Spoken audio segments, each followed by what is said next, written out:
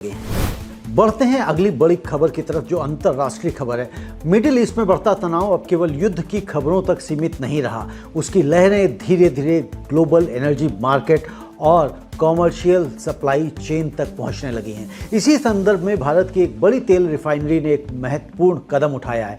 भारत की सरकारी company Mangalore refinery and petrochemicals limited यानी MRPL ने मार्च और अप्रैल के लिए पेट्रोल के निर्यात कार्गो को रोकने का फैसला किया है।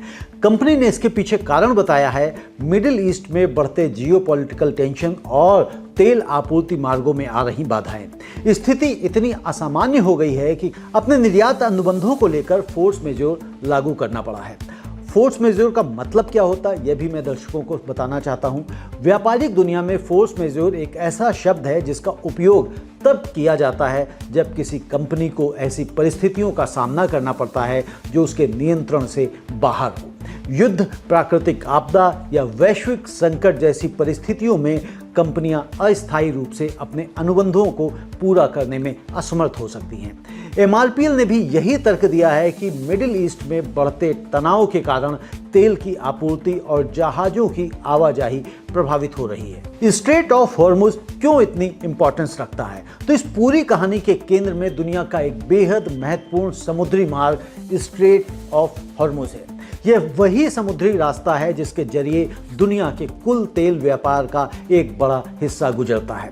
मिडिल ईस्ट के कई बड़े तेल उत्पादक देश यहीं से अपने तेल को एशिया, यूरोप और अमेरिका तक भेजते हैं, लेकिन हाल के तनाव के कारण जहाज़ों की आवाजाही धीमी हो गई है, बीमा लागत बढ़ गई है और कई कंपनियां जोखिम लेने से बच रही हैं। इसी वजह से कच्चे तेल की आपूर्ति में अनिश्चितता पैदा हो रही है।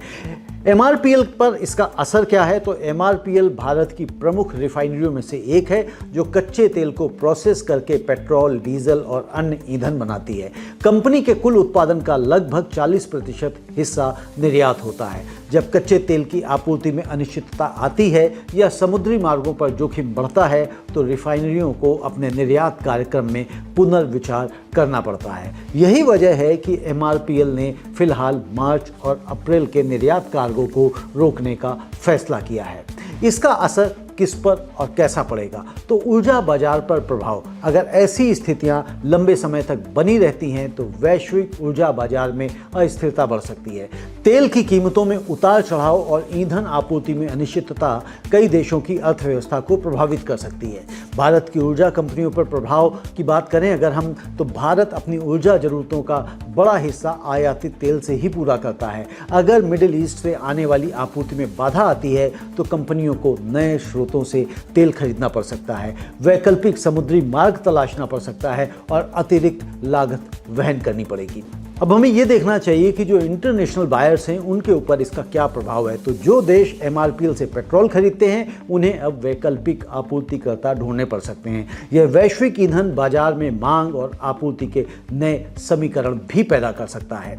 दोस्तों, हम अक्सर जब पेट्रोल पंप पर गाड़ी में ईंधन भरवाते हैं तो यह नहीं सोचते कि यह ईंधन दुनिया के कितने जटिल व्यापारिक रास्तों से गुजरकर हमारे शहर तक पहुंचता है। किसी दूर देश में पैदा हुआ तनाव, किसी समुद्री मार्ग में पैदा हुआ जोखिम और किसी बंदरगाह पर रुकी हुई जहाजों की कतार, इन सब का असर आखिरकार हमारी रोजमर्रा की जिंदगी तक पहुंच सकता है।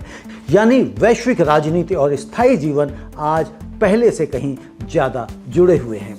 बड़ी तस्वीर अगर हम देखें तो MRPL का यह फैसला केवल एक कंपनी का व्यावसायिक कदम नहीं है, यह हमें एक बड़ी सच्चाई की याद दिलाता है। आज की दुनिया में ऊर्जा व्यापार पूरी तरह वैश्विक घटनाओं से जुड़ा हुआ है। मिडिल ईस्ट में पैदा हुआ तनाव एशिया की रिफाइनरियों को प्रभावित कर सकता है और उसके असर दुनिया भर के ईंधन बाजार में दिखाई दे रहे हैं। यही कारण है कि ऊर्जा सुरक्षा आज हर देश की रणनीतिक प्राथमिकताओं में सबसे ऊपर आती जा रही है।